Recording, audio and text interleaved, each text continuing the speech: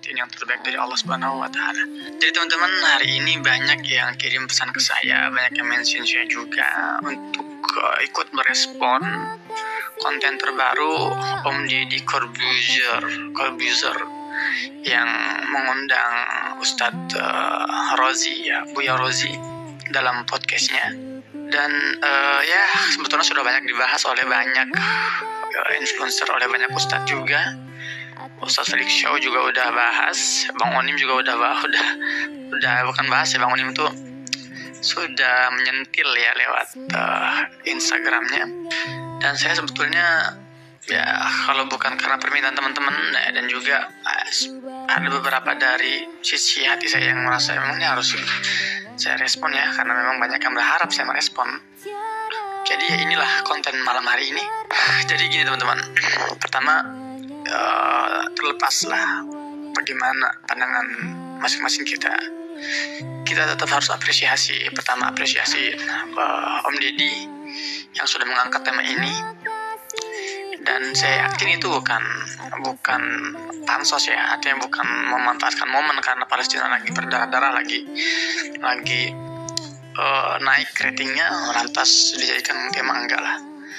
Karena memang itu juga banyak permintaan pasti dari orang sekitar ya. Jadi kita apresiasi dulu nih, baik itu Om Deddy Corbuzier maupun Buya Rozi.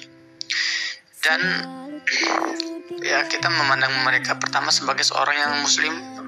Deddy Corbuzier muslim, kemudian Buya Rozi juga muslim. Mereka bukan musuh kita, jadi respon kita pun harus sewajarnya. Apalagi saya dengar langsung, saya dengar dari awal sampai habis itu podcastnya, dan beberapa poin saya ulang-ulang gitu kan untuk memahami poin yang ingin disampaikan gitu. Ya bagus, saya melihat ternyata Om Deddy juga sudah donasi ya lewat NPC. Bagus, Masya Allah, itu sebuah kabar gembira kan, dan itu disampaikan di podcastnya, artinya itu paling tidak memotivasi yang lain untuk oke, kita donasi juga gitu kan. Oke, kemudian ya saya juga melihat ada etikat baik sini, ada etikat baik dari Om Deddy maupun dari Buya Rozi. Semuanya sepakat ya, kita memulai konten kali ini dengan kesepakatan dulu ya. Kita semua sepakat bahwa Palestina perlu dibantu, itu bagus ya, bahwa kekerasannya harus segera diakhiri ya, itu kesepakatan. Adapun namanya juga sebuah perbincangan kan, nggak mungkin semuanya itu bisa diterima gitu kan, nggak mungkin semuanya itu perfect ya, sempurna, enggak lah. Nah, ada poin-poin yang harus saya kritisi setelah saya tegaskan poin-poin kesepakatan dari saya dan mereka. Bagus ya, maka sekarang kita akan bahas tentang poin-poin yang menurut saya harus ditinjau ulang ya, baik oleh Om Deddy maupun oleh Buya Rozi. Baik, saya sangat appreciate ketika Buya Rozi ditanya oleh Om Deddy tentang apakah Hamas ini teroris gitu ya. Saya nggak tahu di menit berapa, tapi coba teman-teman di kolom komentar deh, diingatkan saya itu di menit berapa. Yang pasti ada momen di mana Om Deddy nanya kepada Buya Rozi, Hamas itu teroris atau bukan ya. Terus apa jawabannya? Jawaban Buya ini, dia mengatakan itu bukan kapasitas saya, itu bukan bidang saya untuk membahas masalah Hamas teroris. Keren itu. Bagus banget. Nah, lebih bagus lagi kalau sebetulnya dari awal ketika dihubungi oleh Om Deddy, Ustaz, Buya Rozi, ini saya mau buat konten ini tentang Hamas, kira-kira bisa hadir gak? Nah, lebih bagus kalau saat itu dilempar pertanyaan itu atau tawaran itu, langsung jawab, oh Mas Deddy, mohon maaf, saya bukan bidangnya. Itu lebih keren lagi ya. Jadi saya tahu beliau orang berilmu ya, Buya Rozi orang berilmu ya, lulusan luar negeri juga kan, dan memang ilmuannya luas. Tapi kadang kan ya kita harus berani mengatakan oh tidak tahu ya, atau ini bukan bidang saya. Seperti tadi sampaikan ketika ditanya apakah Hamas itu teroris, sampaikan itu bukan bidang saya, bagus. Tapi harusnya itu menurut saya ya, alangkah bijaknya kalau dari awal itu yang disampaikan ketika diberikan tawaran untuk membahas masalah Hamas. Sampaikan dari awal, oh itu bukan bidang saya. Ada yang lebih capable, ada yang lebih paham masalah itu. Apalagi kan Bang Deddy kan ya Om Deddy ini kan banyak sekali kan relasinya ya, para pengamat tentang Timur Tengah atau sejarawan paling tidak paling tidak kirim sejarawan lah, karena kalau yang ditanya itu bukan di bidangnya sama-sama aja. Om Deddy juga bisa aja cari di referensi yang tersedia tentang Hamas, tentang perkembangannya, ntar sampaikan di podcastnya gitu kan, solo gitu loh ya, monolog gitu, bukan dialog, bisa aja gitu loh. Sama aja kayak misalnya Om Deddy ini nanya ke tetangganya yang tukang sayur misalnya kan, Pak, Bapak jual sayur ya? Pak, datang ke podcast saya untuk bahas masalah Hamas. Nah kan, itu bukan bidangnya, tukang sayur itu. Ya, kalau bahas masalah kol atau timun, mungkin tukang sayur mantap itu gitu kan. Nah, jadi ketika pembahasan ini dibahas oleh orang yang bukan bidangnya, akan banyak blunder. Ya, terutama ya Buya Rozi ya, mohon maaf ini ya. Kan Buya Rozi pernah dalam video yang pernah saya respon juga ya, Buya Rozi kan sempat mengatakan bahwa gerakan HI ini membolehkan membunuh orang yang tidak seideologi dengan mereka. Itu ada jejak digitalnya, dan saya sudah tonton video fullnya, dan saya sudah komentari juga. Harusnya alangkah bijaknya Buya Rozi ini klarifikasi dulu masalah itu, jangan membuka statement lain ya, sebelum itu dikelirkan dulu. Ketika mengatakan bahwa gerakan HI ini memperbolehkan membunuh siapapun yang berselisih ideologi dengannya, itu dikelirkan dulu ya. Kalau emang benar, sampaikan buktinya. Kalau memang ternyata nggak benar, minta maaf, sederhana aja. Saya minta maaf, itu ternyata saya salah informasi dan sebagainya. Itu biar bijak, itu biar warga juga, masyarakat juga teredukasi. Kalau saya punya buktinya, kalau misalnya mereka tuh nggak seperti itu.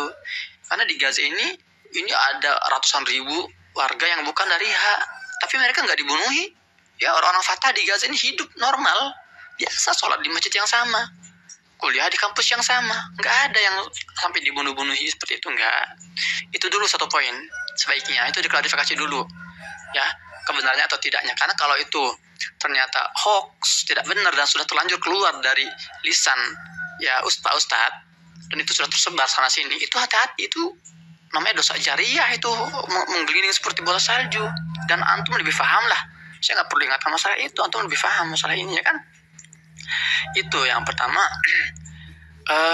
Kemudian ketika misalnya Buya ini menyebut harusnya HI ini mensterilkan dulu lah battlefieldnya, tempat perangnya ya, sebelum mereka ini melakukan serangan.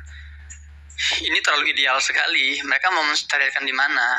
Mau dibawa kemana 2,3 juta orang ini dikeluarin dari Gaza? Ya di mana, disembunyiin dulu di bunker? Gak ada bunker di sini. Mau dikeluarin semua, berarti itu malah menjawab impian dan cita-cita musuh ya, orang Z itu, Zionis. Karena penjajah ini sangat mengimpi-impikan hal itu, agar warga Gaza ini keluar semua dari Gaza, agar mereka bisa kembali mencaplok. Ya kalau itu pemikirannya sterilkan dulu, gimana, itu nggak logis juga gitu ya kan. Jadi ada pertanyaan, ini sebetulnya sebuah analisa atau sebuah asbak gitu ya, asal bunyi, asbun, asal bunyi gitu kan, asbak asal tebak. Kemudian juga hal yang mau saya kritisi adalah halusinasi yang melompat-lompat ke depan, ke jauh sana, ke belakang. Ya kita sekarang fokus dulu deh, memerdekakan Palestina. Itu adalah amanat konstitusi kita. Ya, dalam pembukaan UUD 45 itu nggak perlu sangitan lagi lah, bahwa Indonesia ini memang negara yang berdiri ya menantang kolonialisme. Kita fokus di situ dulu, fokus bagaimana memerdekakan negara yang terjajah dan menghapuskan penjajahan dan kolonialisme. Itu dulu fokusnya. Adapun ntar setelahnya bakal ada konflik internal antara dua gerakan internal Palestina, itu mah nggak usah dibahas sekarang. Kok malah fokus hal-hal yang ya jauh di belakang sana. Sementara kita malah buyar fokus perjuangan kita membebaskan Palestina. Ini juga jadi catatan penting sekali. Jadi terlalu jauh imajinasi kita, terlalu besar halusinasi kita ini. Jangan juga. Dan saya sudah sering menjelaskan di berbagai konten saya. Mungkin ya konten saya jelek kualitasnya, jadi mungkin enggak level untuk didengar oleh Om Deddy atau oleh Buya Rozi ya. siapa sih saya sampai kata-kata saya harus dengar gitu kan. Tapi saya sudah berkali-kali bahas masalah persatuan antara kedua gerakan di Gaza ini, H dan F ini, itu sudah banyak kemajuan, sudah. Bahkan yang sekarang bertempur di Gaza ini bukan cuman sayap militer gerakan H, bukan. Sayap militer gerakan F pun itu bertempur di sini, namanya Brigade Syuhada Al-Aqsa. Itu mereka juga bertempur melawan penjajahan. Oke lah, jalan utama gerakan F ini adalah perundingan, ya betul, dan itu harus kita apresiasi. Sementara gerakan H ini adalah perlawanan, ya itu juga harus kita apresiasi. Dua-duanya saling melengkapi. Dari situ kita melihatnya. Jadi bukan kita malah membentur-benturkan antara dua gerakan ini, enggak. Perlawanan perlu, perundingan perlu, seperti itu. Dan mereka juga saling merespek. Ya, jadi di Gaza ini yang sedang bertempur sekali lagi bukan hanya sayap militer gerakan H, tapi sayap militer gerakan F juga bertempur, dan itu diketahui oleh pimpinan tertinggi mereka. Ya, Mahmud Abbas, mereka tahu. Itu dong harusnya yang kita bahas, bahwa ada persatuan di sini.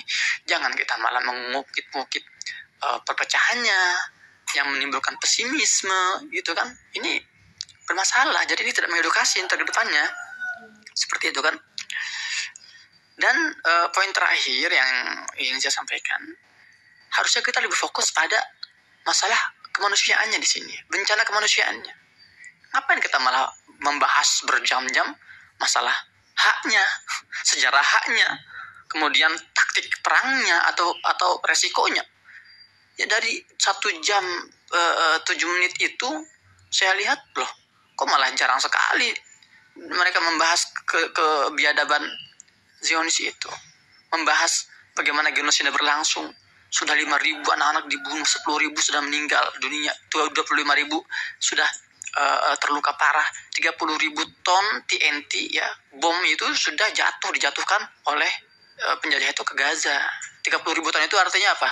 Sudah melebihi 2 kali lipat lebih ya bom atom yang dijatuhkan di Hiroshima dan Nagasaki. Ya, bom atom yang jatuh di